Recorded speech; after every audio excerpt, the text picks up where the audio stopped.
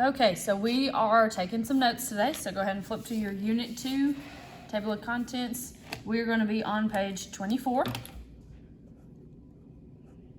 And the title of this one is going to be Create and Solve One Variable Inequalities.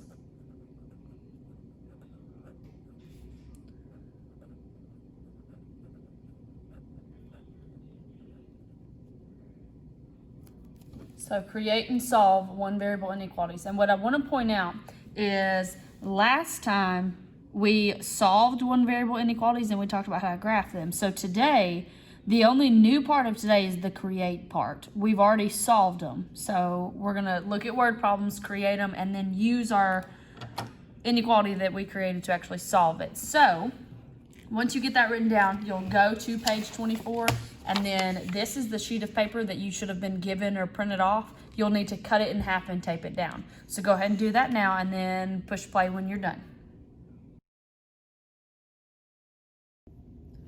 So you should have this taped in now, so we're going to go ahead and start.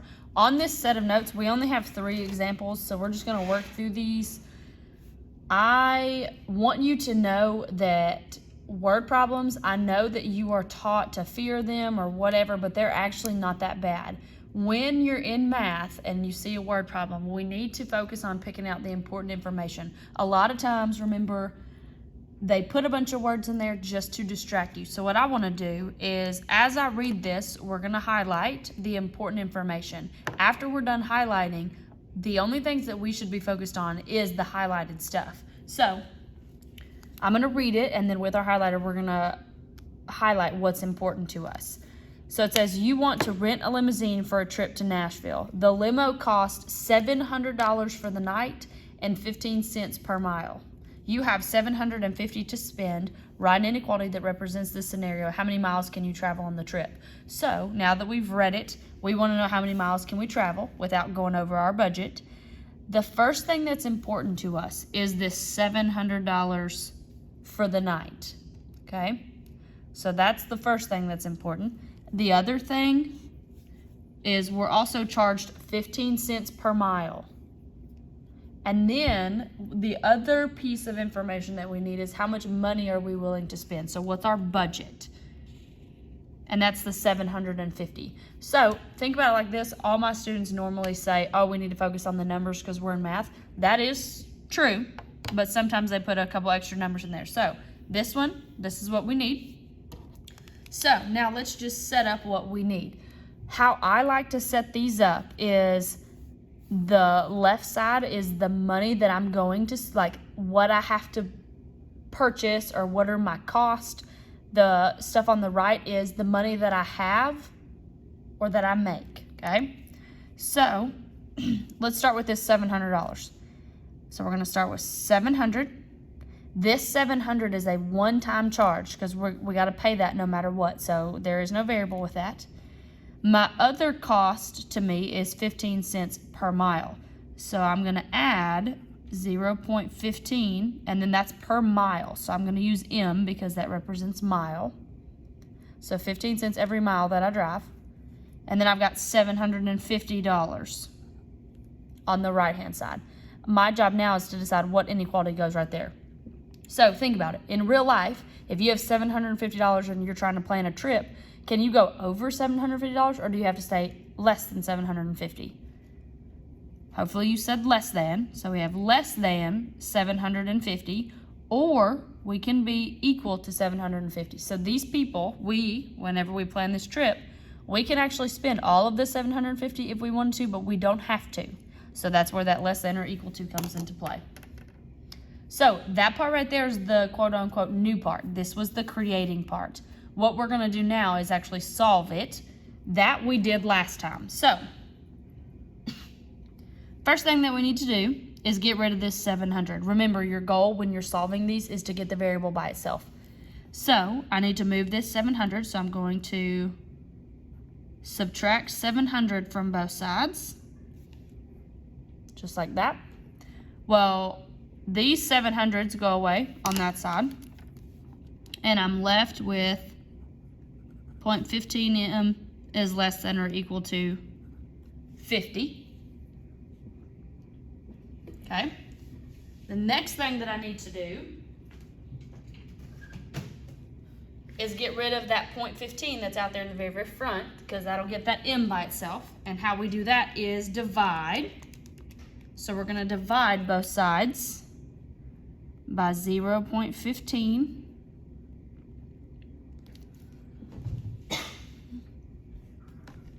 So when we do that, these 15s are going to go to 1, and I'm going to have m is less than or equal to, and then when you type that in your calculator, you get 333.3 repeating. Okay, so this right here is our solution set. This is the quote-unquote answer to our problem that we have. But I want to kind of talk about what that actually means. So this is m is less than or equal to 333.3 what? Okay, we need to talk about what that actually means. So let's go back up here to the question. So it says, how many miles can you travel on the trip? This is our answer. This is the max amount of miles that we can travel for staying under our budget of 750. So that means if we were to drive 334 miles, we would be over the $750, and then we wouldn't have enough money to pay for it. Now, the important thing is we don't have to drive this far. This is just as far as we can drive with and stay within our budget, okay? So I want to write a little sentence over here that explains what that actually is. So we can drive up to 333.3 miles on the trip.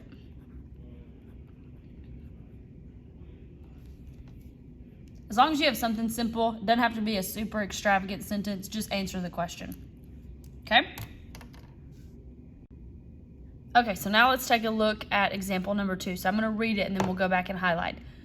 Sarah goes to Austin Peay State University. She has $900 in her savings account. She needs to buy a small laptop before the next semester. The laptop costs $600. Every 2 weeks, she withdraws $60 from her savings account for food. Write an inequality to model this scenario. How many times can she withdraw $60 and still have enough for her laptop? So we're going to go through there and talk about what's important. That first sentence right here about Sarah going to Austin Peay, that's there only to make the word problem look more terrifying. It's actually useless information to us. So we'll skip that one. The next one, she has $900 in her savings account. So here's an important part. So $900 in her savings account. She needs to buy a small laptop. That's important, but not important enough to highlight. We actually don't need that to create our inequality. The laptop costs $600. We do need that part. Every 2 weeks, she withdraws $60. So the part that we need for the inequality is this withdrawal $60. This every 2 weeks part is important because we're going to talk about that at the end. So I want you to underline that one instead of highlighting it. Then it says, write an inequality to model this scenario. How many times can she withdraw the 60 and still have enough for her laptop? So remember, we need to set up the inequality. We need to make sure that we use the correct numbers from our word problem that we have. So I'm just going to take this first number right here, start with it, and I'm going to kind of build my inequality from there. So I have $900. I got $900 in the savings account.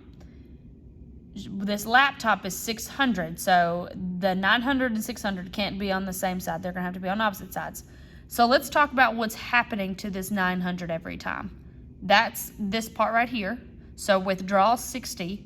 Withdrawals means to take money out. So we are going to subtract 60. And this is happening every 2 weeks. So I'm just going to put a W because that's going to stand for weeks. So here's the savings account. Here's what's happening to it.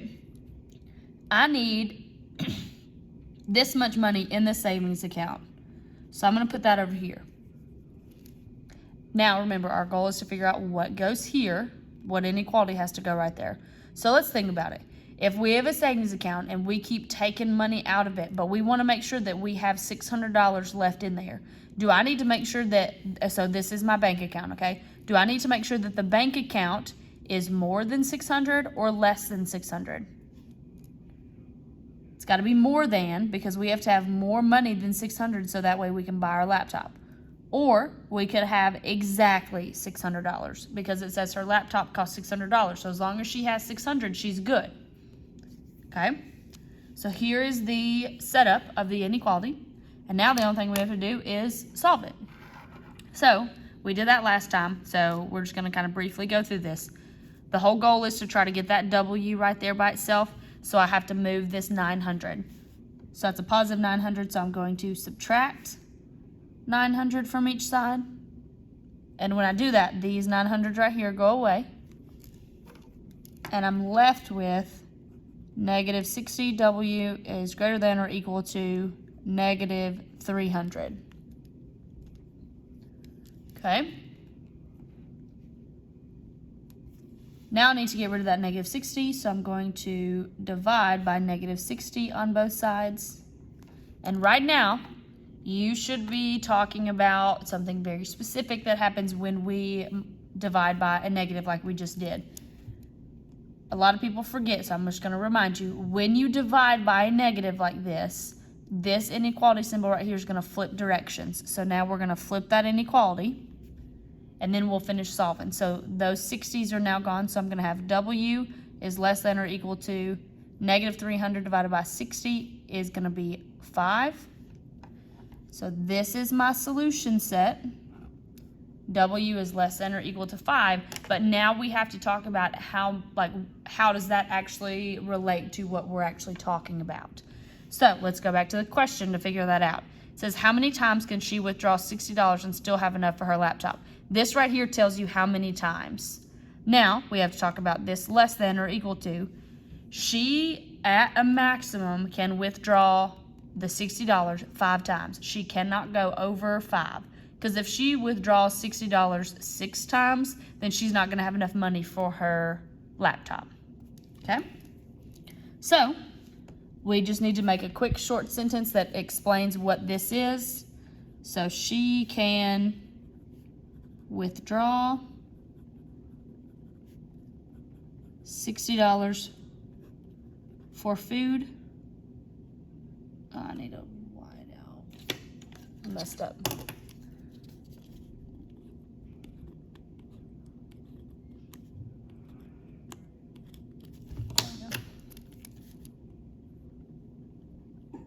So she can withdraw $60 for food up to 5 times.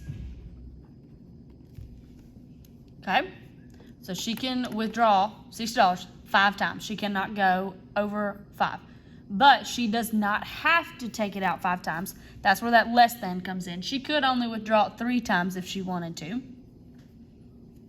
So now, let's bring back in this every 2 weeks. So if she withdraws money every 2 weeks, and she can do it 5 times, that means that she can actually keep doing this for 10 weeks. And then, so she can make it 10 weeks, but then after 10 weeks, she's got to figure out something else to do. Okay? All right, let's look at example 3, and then we'll be done. So, example 3. So I'm going to read it, then we'll go back and highlight. Magic Wheels charges a $50 flat fee for birthday party rental and $5.50 for each person. Joanne has no more than $100 to spend on the birthday party. Write an inequality to represent the scenario. How many people can Joanne invite to her party without going over her budget? So, let's go back and highlight.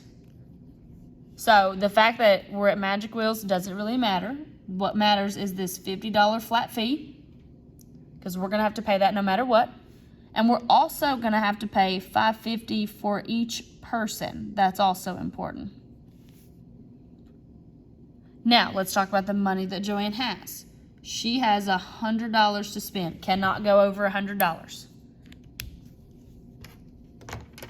So, let's build our inequality. We're going to start with that $50 flat fee. So that $50 we're going to have to pay no matter what. So there is no variable with that. It's a one-time thing. We're going to have $5.50 for each person. So she's gonna pay this, but she's also gonna pay $5.50, and I'm gonna put a P for person. So that's $5.50 for each person. Now, let's talk about the 100 that she has. So the 100 is gonna go on that side, on the right-hand side. We need to figure out what inequality goes there. Keep in mind that we're talking about budgeting for a birthday and we're planning a birthday party. This is the max amount of money that she has. So it can be anything less than that or equal to that. Cannot be anything more than that. So there's the setup. So now all we have to do is solve it. So first thing, get rid of that 50 out there in the front. So when you subtract 50, these are gonna go away. And we're left with 550p is less than or equal to 50. Divide by 550.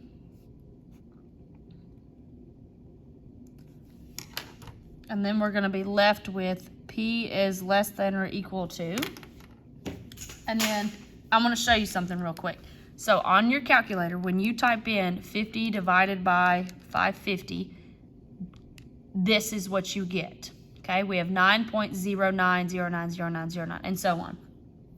Let's talk about the issue of this 09 back here. We are talking about what, okay? So go back to the question if you're forgetting. How many people can Joanne invite? So this number right here is people.